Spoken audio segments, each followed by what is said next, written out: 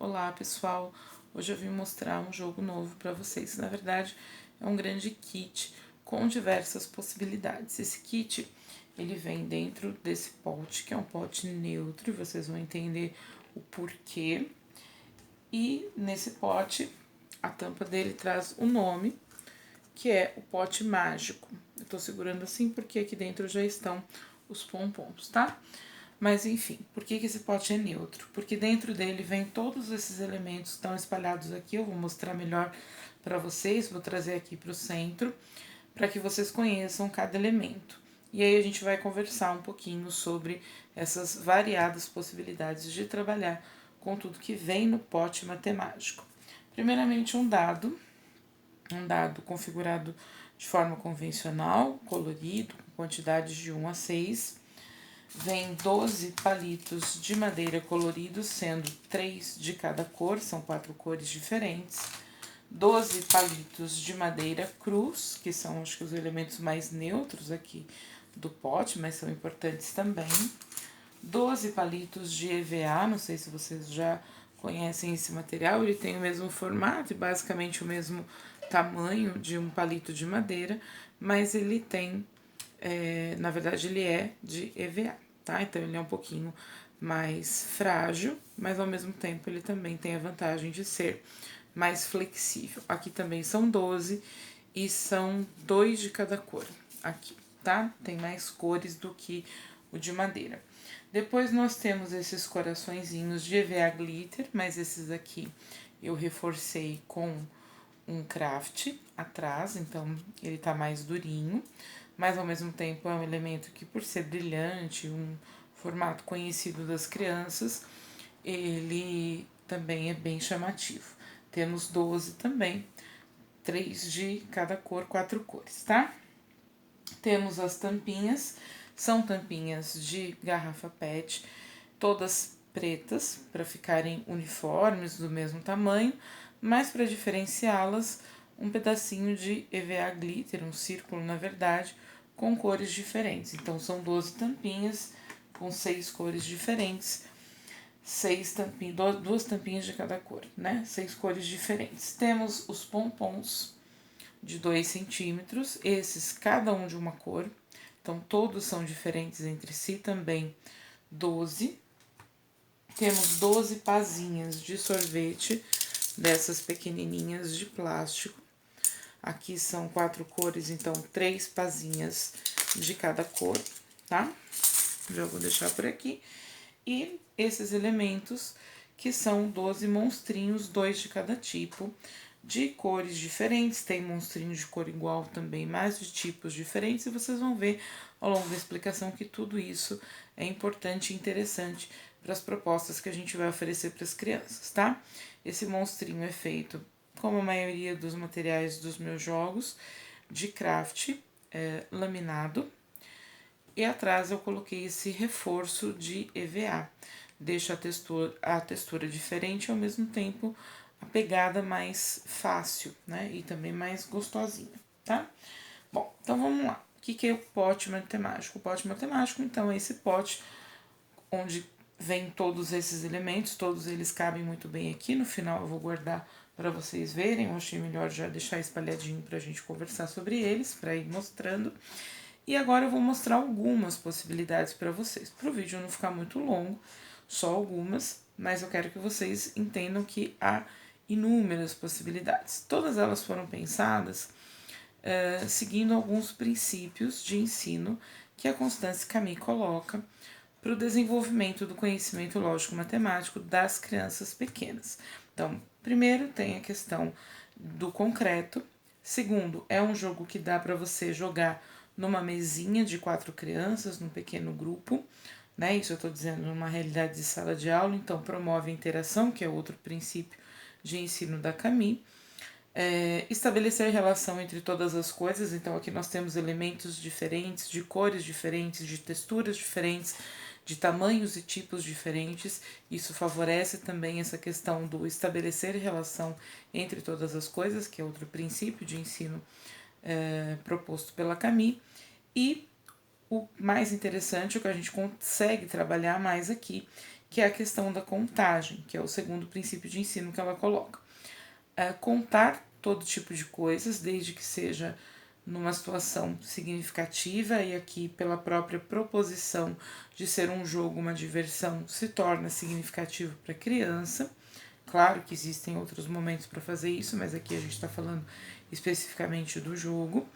E também não só contar, mas contar agrupando, agrupar objetos. É uma orientação da Camille para que a criança consiga justamente desenvolver o conhecimento lógico-matemático, e esses elementos eles foram escolhidos especificamente para que seja possível fazer também esses agrupamentos, essa contagem por agrupamento, tá?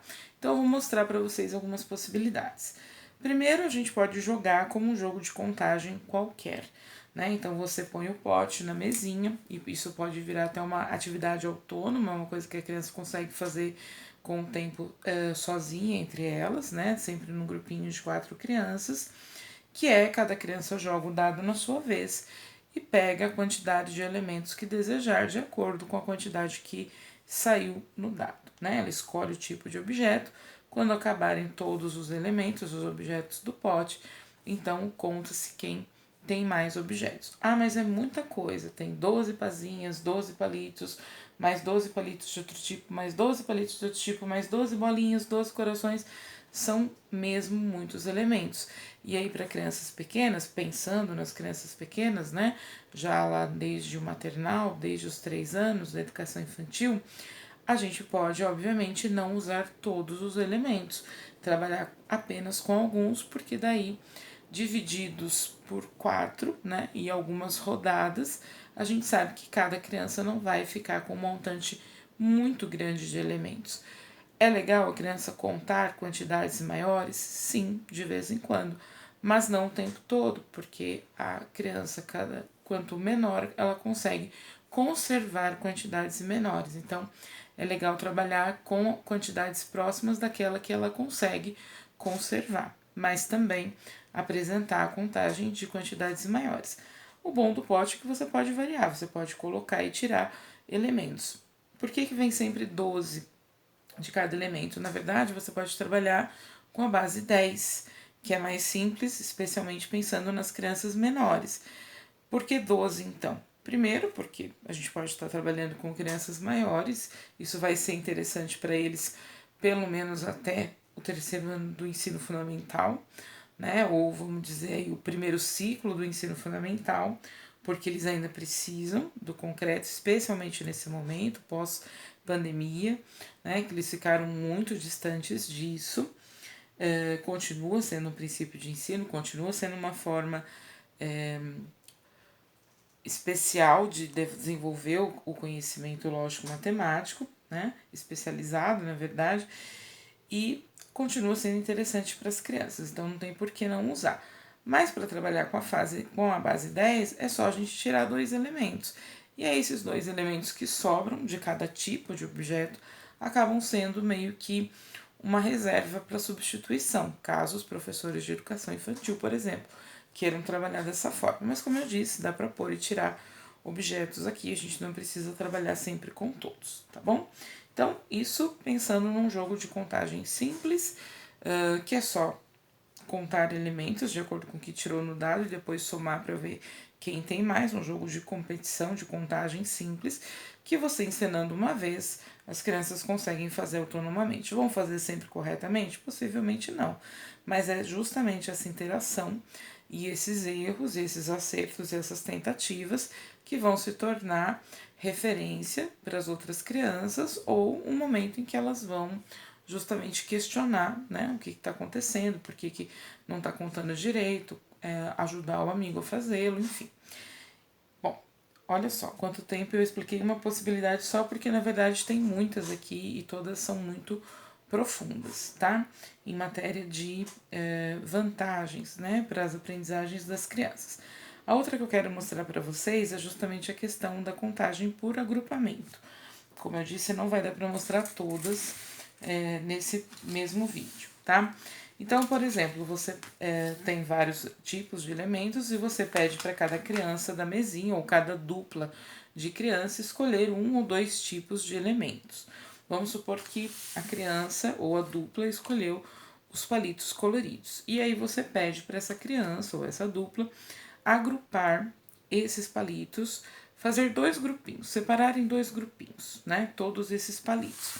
E aí a criança agrupa, geralmente não de forma aleatória, mas seguindo algum critério que ela não vai expor para você nesse momento, porque você só pediu para ela separar, né? Eu vou fazer aqui uma suposição de separação, tá? Pode ser que as crianças não façam assim, enfim, existem inúmeras possibilidades só com esses elementos, mas vamos supor que a criança faça isso. A gente, como adulto, né, olhando, a gente pode pensar, a criança quis deixar os dois grupinhos com a mesma quantidade e não separou as cores, né? Então não colocou verde num grupinho e no outro. Todos os verdes estão juntos no mesmo grupinho, todos os amarelos juntos no mesmo grupinho. Mas isso é a nossa maneira de enxergar, né? É a regularidade que a gente encontrou, o padrão que a gente encontrou, o critério, como se a criança tivesse pensado como nós. Aqui, onde que entra o papel do professor para provocar essa aprendizagem, né? Que a criança estabeleça a relação entre as coisas. É justamente fazer a criança expressar aquilo que ela pensou, né? A forma como ela pensou para agrupar. Então, você pergunta para a criança: como que você fez os seus grupinhos? Explica para mim. E aí a criança pode simplesmente dizer, até porque ela não tem o mesmo vocabulário que o nosso: ah, eu quis deixar os verdes junto com os amarelos e os azuis junto com os vermelhos. E aí, nós, como professores, até para oferecer esse repertório, a gente pode perguntar de novo: você não quis separar as cores, por exemplo, né? Veja, a criança não falou nada de quantidade nesse momento, estamos supondo. Então, outro questionamento que o professor pode entrar é esse. E esses seus dois grupinhos, eles têm a mesma quantidade de elementos ou algum tem mais elementos que o outro? O que vai forçar a criança a contar, caso ela ainda não tenha contado, ou te dizer, caso ela tenha usado esse critério e não tenha te falado ainda, o critério da divisão igualitária, tá? E aí, mas eu vou sempre fazer isso, só separar em dois grupinhos? Não. Tem hora que você vai propor para a criança separar em 3 grupinhos, separar em 4 grupinhos. Você vai propor pegar 2 tipos de elementos diferentes, né, para ver que outras possibilidades a criança imagina de agrupamento, que outros critérios ela utiliza, tá? Isso foi muito rápido, uma explicação muito rápida sobre a contagem por agrupamentos, que demanda questionamento do professor, como eu disse, né? Então, aqui o mais importante é o desafio que o professor propõe e os questionamentos que ele faz a partir do resultado daquilo que ele propôs. Isso é o mais importante. Agora eu vou mostrar para vocês uma outra possibilidade, que também é só uma das várias que tem, mas que é muito importante, é uma coisa que a gente trabalha muito pouco, especialmente na educação infantil, que é a sequenciação.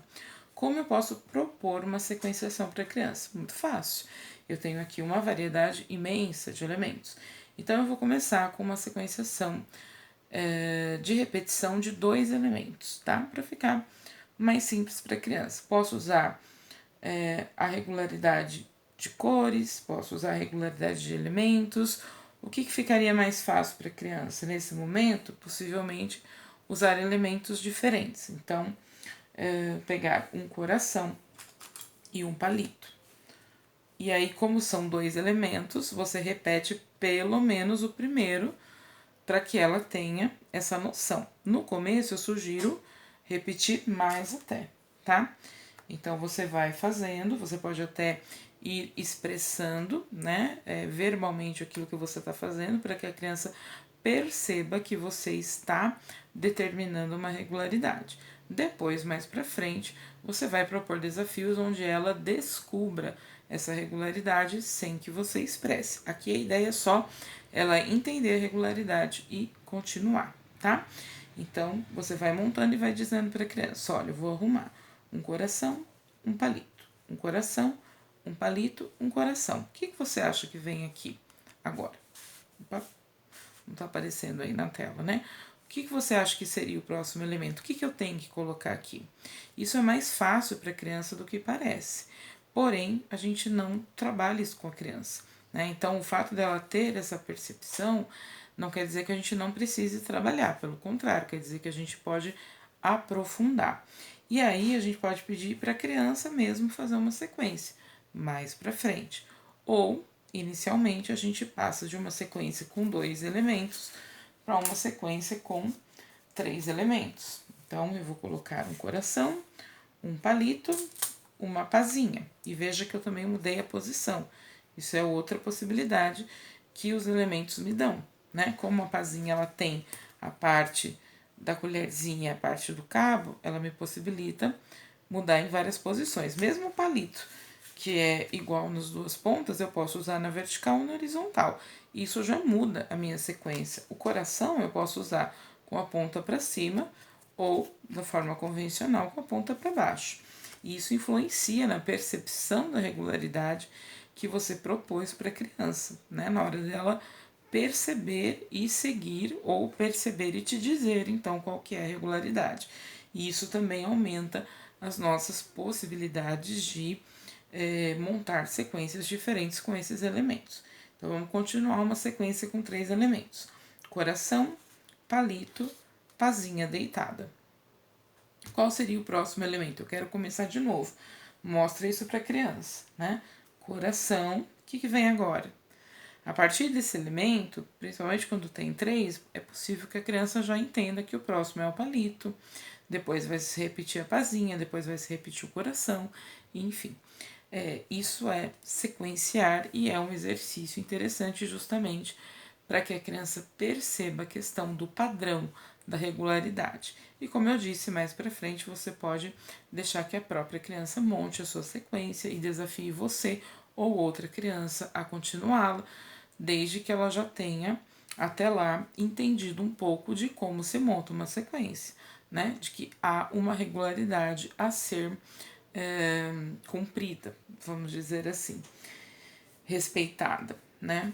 Enfim, pela quantidade de elementos aqui, a gente já vê que há muitas possibilidades. Mas há também o trabalho com o dado sem ser com elementos de contagem, com um jogo de contagem, na verdade, né? Um jogo competitivo de contagem. Pode vir como a ideia de se fazer algo de criação. Por exemplo, você tira 5 no dado, então você tem direito a pegar 5 elementos para formar uma determinada figura. Uma determinada figura porque o professor pode propor, tipo, você tem que montar uma casinha, ou uma figura livre. Essas são algumas possibilidades, tá? Eu quero mostrar mais para vocês, mas vai ter que ficar para outro vídeo. Então, aguardem, espero que vocês gostem bastante.